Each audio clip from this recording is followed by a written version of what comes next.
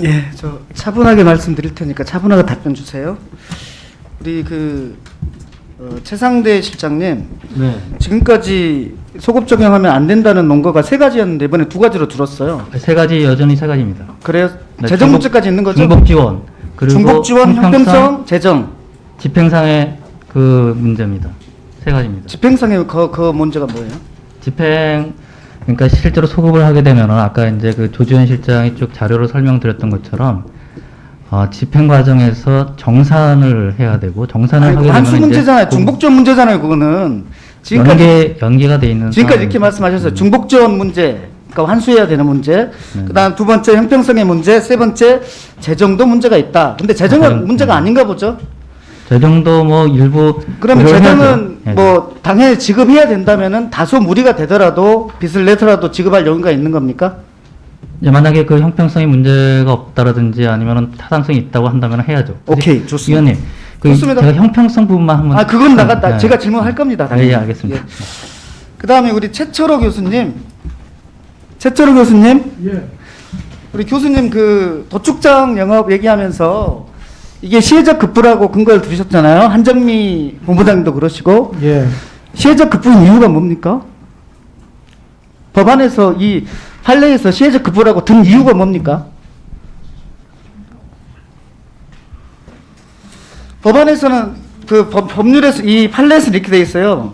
재산권에 대한 제약의 목적과 형태에 비추어 볼 때 사회적 제약으로서 시혜적 급부에 해당된다. 이렇게 돼 있죠. 예. 그러면 중요한 게 재산권에 대한 제약의 목적과 형태가 어떤데 이거는 사회적 제약이냐. 이게 핵심 아니에요? 그 두 분 다 이걸 모르시고 이걸 계속 인용하는 거예요? 제가 그 말씀 드릴게요. 그 판결문에 이런 부분이 있습니다.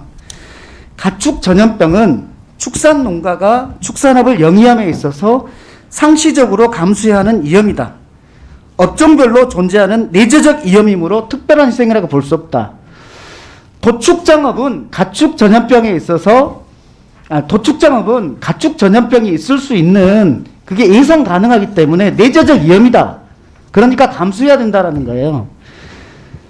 우리 코인 노래방 하시는 사장님, 코인 노래방 하시는 사장님, 코인 노래방 하시면서 코로나로 손실이 발생할 거라는 거 예측하셨습니까? 전혀 예측을 못했습니다. 다른 판례입니다. 다른 내용을 가지고 왜 여기다 경강부여를 합니까? 우리 두 분 본부장님과 교수님이 이것을 손실보상이 아니다, 특별한 희생이 아니다라는 근거를 들면서 그 이유에 대해서는 설명을 안 하셔서 제가 말씀드립니다. 지금부터는 이 판례를 대면 안 됩니다. 그리고 김남주 변호사님. 네. 이게 특별한 희생으로서 손실보상의 대상이 맞습니까? 네, 맞습니다. 예, 우리 최상대 실장님. 네. 저희 이 손실이 어느 정도 나왔는지 국세청을 통해서 매출액이 어느 정도 삭감됐는지 확인할 수 있지 않습니까? 네, 그래서 중기부에서 국세청 DB를 활용해서 그랬죠. 분석한 게 그랬죠. 오늘 그 나눠드린 그 그랬죠. 자료입니다. 그래서 말씀드립니다. 매출액의 감소를 확인할 수 있는 것은 네 가지 요소입니다. 첫 번째로 현금, 두 번째로 현금 영수증, 세 번째로 세금 계산서, 네 번째로 카드 매출액. 맞습니까? 네, 그렇게 알고 근데 현금은 그 비중이 매우 적죠. 그 다음에 그 2019년도 거에서 2020년도 거를 그냥 현금에서 현금을 빼면 되니까 크게 고려하지 않아도 됩니다. 세 가지. 현금 영수증 바로 확인 가능합니까? 안 합니까? 그 다음날 국세청으로 오죠. 현금 영수증이 발행되면 그 다음날 온다고 보고하셨잖아요. 그렇습니까? 맞잖아요.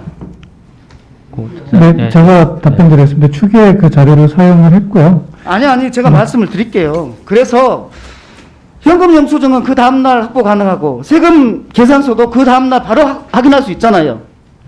그리고 카드 매출만 그 은행에서 오기 때문에 한 달이 걸려서 온다. 다만 그 날짜별로 돼 있기 때문에 날짜별로 매출액을 알 수 있다. 그래서 결국 2019년도 매출액과 2020년도 매출액의 날짜별로 매출액의 차이를 알 수 있는 거 아닙니까?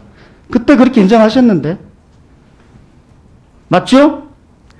그런데 근데 제가 좀 답변을 드릴게요. 저희가 그 자료를 입수하려고도 노력을 많이 했고 했는데 쉽지 않은 부분이 있었고요.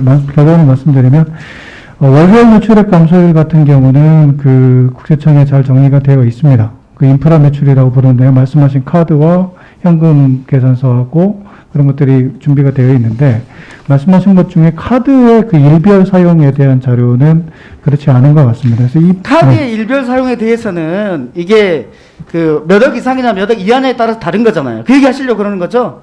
그 몇 억 이하인 게 매우 포션이 적잖아요. 그 굉장히 적은 경우의 수를 가지고 그렇게 말씀하시지 마시고 그 대체로는 1단위로 매출액을 확인할 수 있다는 것이 그때 당정회의에서 확인된 거 아니에요.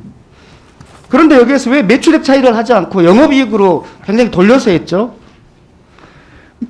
영업이익으로 하니까 지금 1.3조밖에 안 나온 거 아닙니까? 다음번에 다시 한번 영업이익이 맞은지 매출액이 맞은지에 대해서 말씀을 드리겠습니다. 왜냐하면 중요한 거 얘기해야 되기 때문에요. 우리 중복 지원의 문제가 있다고 하셨어요. 우리 실장님께서. 네네. 우리 코인 노래방 사장님 얼마 받으셨습니까? 재난지원금. 네. 네, 그 서울시에서 받은 것까지 해서 아까 말씀드린 그래서 대로. 중복 지원 돼가지고 남았습니까? 택도 없죠? 네, 임대료도 미치지 못하는 거 아닙니까? 맞습니다. 좋습니다. 그 다음에 소상공인하고 비소상공인하고 집합 금지를 받은 분하고 안 받은 분의 형평성의 차이가 있다고 했죠. 네, 그렇습니다. 그분들은 왜 형평성의 차이가 있죠? 제가 그 나눠드린 자료에 보면요. 아니 그 이유를 묻고 싶은 거예요. 돈의 차이가 아니라 네네. 한 명은 행정명령을 받은 사람이고 한 명은 행정명령을 받지 않은 사람인데 다른데 왜 각계 행동을 아니, 하려고 하시는 기본적으로 그 금지 업종이든 제한 업종이든 일반 업종이든 기존의 지원을 받은 부분이 있고요. 요번에 제도화를 통해서 금지나 제한 업종에 대해서 제도화를 하는 그 부분이 제도화를 통해서 방식은 좀 달라지지만 기본적으로 피해에 대한 어떤 지원적인 측면에서는 동일하다는 얘기입니다.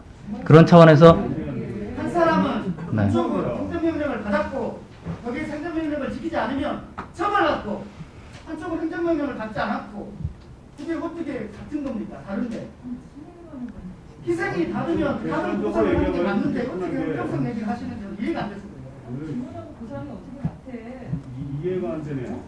아니요, 기본적으로 저희가 이제 지금까지 세 차례에 걸쳐서 맞춤형 피해 지원을 지원한 그 부분이 예를 들어서 지금 제도화 손실 보상이 됐던 피해 지원이 됐던 그런 제도화된 어떤 방식에 따라서 지원을 하진 않았지만은 매출 감소라든지 이런 여러 가지 측면을 고려해서 업종별 평균 단가를 지원을 하는 것입니다. 그러니까 그 부분을 다시 개별 업체별로 지금 정확하게 피해를 산정해서 완전한 보상적인 의미에서 손실 보상을 하든지 아니면은 일정 부분 소상공인이 분담하는 어떤 피해 인정률을 고려해서 일정 부분 소상공인 분들이 일정 부분 분담하든지 결국에는 개별 업체별로 피해 상응한 어떤 지원을 개별적으로 이게 산출한다는 어떤 그런 부분이고 앞부분에 그 업종별로 지원 받은 부분이 있기 때문에 그런 측면에서 이제 예. 하나다는 것에 대해서 질문하는 겁니다. 다른 것은 같은 것은 같게 다른 것은 다르게 해야 하는 것이 형평성인데 다른 처벌을 내려놓고 그 사람들한테 다른 보상을 하는 것이 형평성에 반하다고 하는 게 이해가 안 됐어요. 아니 다르게 쓰면 다른 지원을 하면 되잖아요. 특별희생에는 손실보상하고 특별희생에 이르지 않은 분들한테는 피해 지원을 하면 되잖아요. 다르게 행동했으면 다르게 보상을 하면 되는데 왜 그러니까 저는 아니라는 얘기들을 하나하나 제거해 나가보자. 그래서 위원님, 좋은 결론을 지금까지 저희가 지원했을 때 분명히 집합 금지나 제한 업종과 일반 업종에 대한 지원 단가가 차이가 있지 않았습니까? 그 지원 단가를 예를 들어서 집합 금지는 500만 원, 제한은 300만 원, 일반은 100만 원. 근데 뭐 경영 위기 업종은 조금 더 하고 결국에는 그 말씀하신 대로 예를 들어서 지금 금지나 제한이라고 하는 직접적인 방역 조치에 따른 어떤 법적인 손실 보상이 됐든 피해 진행이 됐든 이런 방식으로 하진 않았지만은 기존 지원도 그렇게 차등을 뒀던 이유는 실제로 금지나 제한을 받는 소상공인 분들이 더 피해가 많다고 생각해서 단가를 올려서 지급하는 것이지 않습니까? 그것은 인정합니다. 예, 예. 그건 인정해요. 그러니까 예, 예. 나중에 손실보상 할때 그 중국을 제외하든 아니든 이건 다 다음번 쟁점의 문제고요. 그래서 이제 네, 예. 같이 아는 사람을 어떻게 똑같이 취급하려고 그러세요? 그래서 의원님, 그래서 결국에는 이제 그 정산을 할 때 결국에는 나중 문제고요. 아니 그러니까 지원을 받은 부분과 지금 정산을 하는 부분 간의 과소간의 차이를 봐서 더 드려야 될 분은 더 드려야 되고 그 환수 논의의 대상이 되실 분들은 환수 논의 대상이 되는 거. 그래서 그거를 소상공인 실장이 설명을 하지 않았습니까? 그러니까 이게 예를 들어서 집행사의 정산을 통해 가지고 뭔가 그런 과정으로 가게 되면은 지금까지 받은 것보다 모자른 추가 지급하는 부분만 고려하면 안 된다는 그 말씀을 드리는 겁니다. 그건 다음번 질문할게요. 매출액으로 하면은 추가 지원했다라는 얘기가 말도 안 됩니다. 말도 안 돼요. 추가 지원했는데 왜 우리 여기 계신 분들이 그렇게 난리를 칠까요? 우리 국민들이 돈 더 받고 싶어서 난리를 친다고 생각하십니까? 의원님 그 그것은 아니니까요. 조금 기다려보세요. 네, 예. 근데 지금은 형평성 얘기를 계속 하시니까 네. 제가 그 형평성이 아니지 않냐라고 말씀드리는 거예요. 형평성은 같은 것은 같게 다른 것은 다르게 해요. 다른 것은 다르게 처벌해야지 왜 큰 이상에는 큰 보상, 작은 이상에는 작은 보상 핵심 아닙니까? 아니, 그 형평성 관련해서 한마디만 장애를 해주신다면 한마디만 드리자면요. 저희는 소상공인 내에서의 금지 제한 업종과 일반 업종 간의 형평성도 그 고려 요인이지만은 당연하죠. 다른 비소상공인과의 형평성을 또 다른 중요한 요소로 말씀을 드리는 겁니다. 왜냐하면은 저희가 왜냐면 말씀 안 하시는 아니 거 알아요. 요 부분만 말씀드리겠습니다. 죄송합니다. 그 작년에 쭉 여러 가지 재난 지원 대책을 만들면서 정부 예산 편성 과정이나 국회 예산 심의 과정에서 가장 큰 쟁점이 형평성이었습니다. 그래서 법인 택시 기사가 한때 쟁점이 됐었는데 개인 택시 기사는 소상공인이기 때문에 지원이 되고 법인 택시 기사는 지원을 할 수 있는 방법이 없었습니다. 그래서 그것이 쟁점이 됐고 결국 국회 심의 과정에서 근로자성을 인정해서 고용안정지원금을 줄 수밖에 없는 상황이 됐습니다. 그리고 금년에 1월, 3월 달에 추경을 할 때, 1차 추경을 할 때 가장 큰 쟁점 형평성 측면 농어민 지원이었습니다. 지금까지 예를 들어서 소상공인 분들 충분치 않다고 생각하실 수 있겠지만 최대한 우선적으로 고려해서 했고요. 근데 농어민 분들도 뭔가 소상공인의 형평성 측면에서 지원을 해야 된다라고 하는 논의가 국회에서 중점적으로 제기가 됐습니다. 결국 1차 추경 때 농어민 지원 들어갔습니다. 그래서 제가 말씀드리는 건 뭐냐면은 예. 왜 똑같이 다 주는 것을 형평성이라고 하세요? 어떤 사람한테는 특별한 생을 지어놓고 다른 사람한테 똑같이 안 준다고 생각을 하세요? 어떻게 갑자기 그 농업 하시는 분하고 지금 행정명령을 받은 소상공인 자영업자하고 똑같습니까? 그럼 우리가 원칙을 세워야 되잖아요. 큰 희생을 치른 국가 행정명령을 직접 받은 분들한테는 그거에 따른 걸 하고 그 외에 다른 희생을 치른 사람들은 다른 희생을 해야지 왜 그걸 똑같이 얘기해요? 좀 이해가 안 되는데요. 이해됐어요? 안 됩니다. 다음번에 다시 한번 하죠.